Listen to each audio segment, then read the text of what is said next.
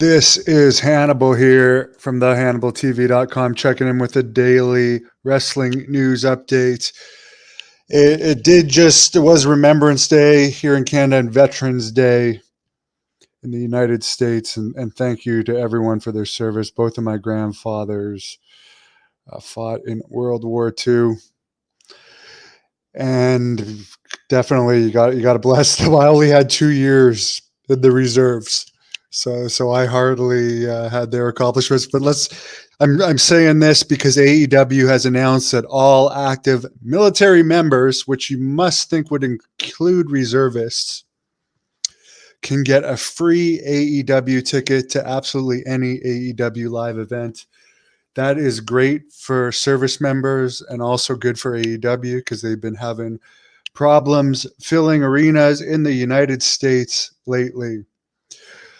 There was some WWE stuff going on at Madison Square Garden's UFC 295 last night. Apparently inside the building, there was a lot of commercials for WrestleMania in Philadelphia, which isn't too far away from New York City. Logan Paul was also in the front row and shown on the broadcast, and his phone had a shout out to Dominic Mysterio, who I don't get, but good for him for being over. The other thing they did was they had Donald Trump, Kid Rock, Tucker Carlson, and Dana White do like an entrance, which I don't know if it was on the actual show or not, but it is online everywhere. Like they played a Kid Rock song and the four of them came out slapping hands. To me, that sounds almost like a Vince McMahon idea. We know he's chairman of TKO, but I can't remember ever seeing Dana White do an entrance like that. And the one thing that stood out to me, and maybe it's because I'm old school, that I liked so much about that entrance is that UFC doesn't use the huge entranceway and it's just people coming out of a tunnel. To me, that's just so much better. I don't need the fireworks and that crowd. To me, when you have the fireworks and all the lights and stuff, it's to get away from the rest of the stuff being uninteresting. And from what I saw of the highlights, 2 title changes, big knockout in the heavyweight main event. I mean, it looked like it was a pretty good show for UFC 295, despite John Jones, the advertised main event against Stipe Miocic, not happening. Apparently, every time Trump was shown on the screens at Madison Square Garden, his reaction, as far as cheers, was louder than any fighter got on the card, which doesn't surprise me. Dana White says that they are going to run Mexico's Independence Day weekend in the Sphere in Las Vegas, September 2024. If you don't know what the Sphere in Las Vegas is, it is possibly the coolest arena in the world. I think U2 is currently playing there now. There's been some other stuff. There's a stage, but there's also a huge screen that goes all around you. It's better than an IMAX. I don't know. The only thing I can compare it to is an IMAX where you also have a stage, but something so much better than an IMAX was. I'm sure eventually they're going to have these Sphere type arenas everywhere. But yeah, UFC is going to run there. I'm sure that's going to be a quick sellout. Dave Meltzer notes that it is actually the most expensive arena to rent in the entire world. I'm sure WWE is going to run there as well. Apparently there was 5,500 in the building for Rampage Friday night. They also taped the Collision there. Apparently the Dynamite live attendances have been okay, but the Rampage and Collision attendances seem to be about 1,500 or so less than the Dynamite are. That includes comps. Apparently, according to Dave Meltzer, he believes that they're going to probably have around 11,000 at the Forum in LA for the upcoming AEW pay-per-view, which LA, of course, is a big wrestling town. The Blood Hunters wrestled there a few times, and they've been a couple of his favorite matches. WWE is doing better with women right now than AEW.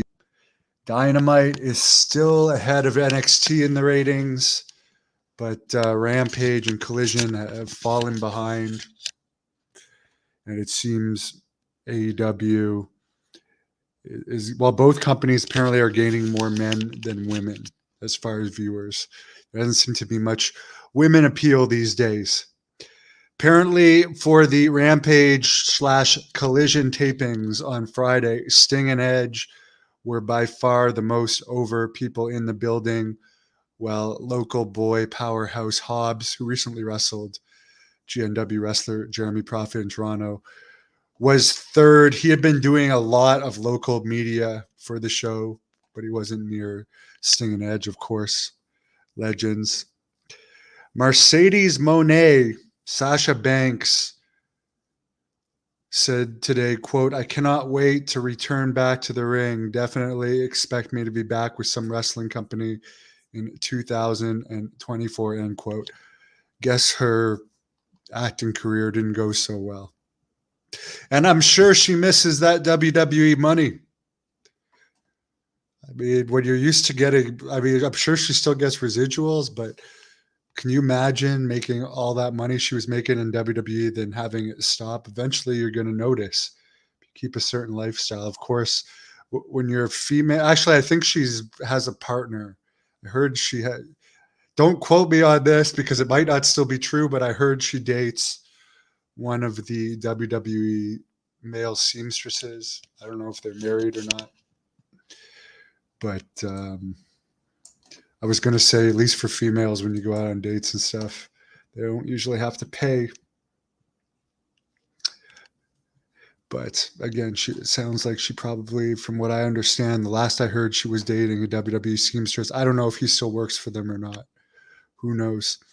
The University of Iowa's women wrestling team sold out its Caver Hawkeye Hall today with over 8,000 fans, which is the largest crowd ever for a women's freestyle dual meet. And it outdrew, according to Dave Meltzer, every single pro wrestling event in the world this weekend other than Arena Mexico. So women's amateur wrestling in Iowa outdrew every single wrestling event as far as professional goes in the world this weekend, other than CMLL at Arena Mexico. That's quite a feat, considering women's amateur wrestling is still a new sport. And in Canada here, it's sad.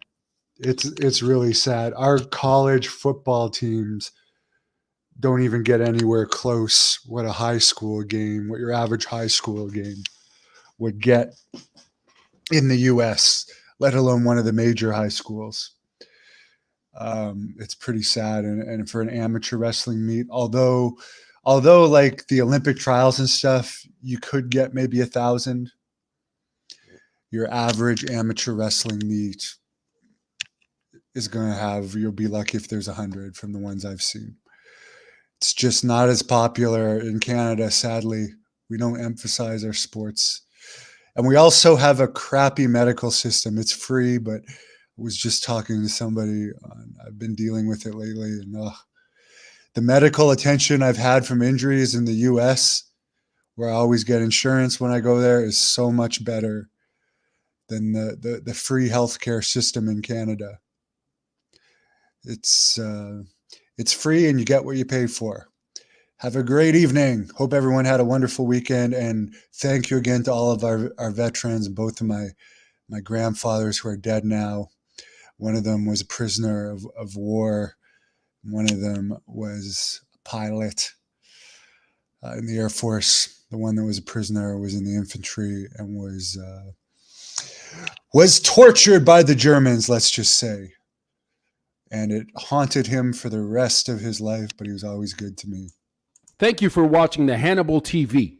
Please like this video if you enjoyed it and click the subscribe button to not miss any of our latest shoot interviews, match videos, or news updates. Follow us on Twitter at the Hannibal TV for instant updates.